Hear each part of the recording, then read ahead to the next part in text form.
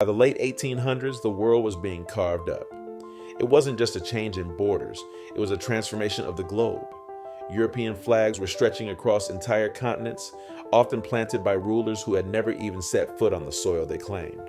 In Africa, ancient societies were split by ink on a map.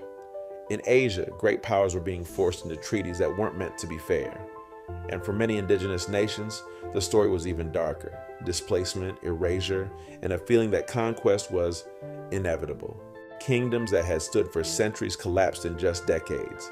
Resistance was met with a level of brutality the world hadn't seen before.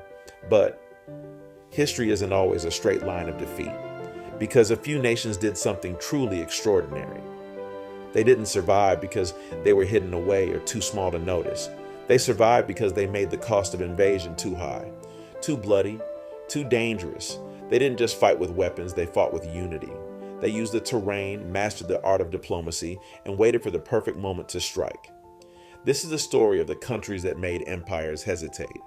The ones who proved that no matter how powerful the tide, there are some things that simply refuse to break. In the late 19th century, a new power was rising in Europe: Italy.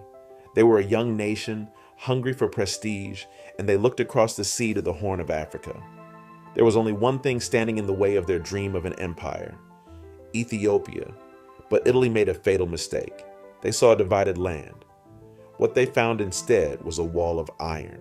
Emperor Menelik II understood one thing more clearly than anyone else: Ethiopia could only survive if it stood together. He didn't just call upon a region, he called upon a soul. Different ethnic groups, different languages in different regions, all moving as one army. Then came the year 1896, the hills of Adwa. The Italian forces marched in, expecting a quick, easy victory against what they thought were undisciplined fighters. They were wrong. Over 100,000 Ethiopian warriors were waiting. They weren't just fighting with courage, they were fighting with modern rifles and a strategy that lured the Italians into a trap. The result wasn't just a defeat, it was a collapse. Italian troops were overwhelmed, captured, and forced into a humiliating retreat. Why does this matter? Because while the rest of the continent was being carved up, Ethiopia remained independent. European powers were shocked. The myth of invincibility was shattered. Ottawa wasn't just a battle. It was a message sent across the oceans to every colonized soul on Earth. Resistance is possible. Dignity is non-negotiable.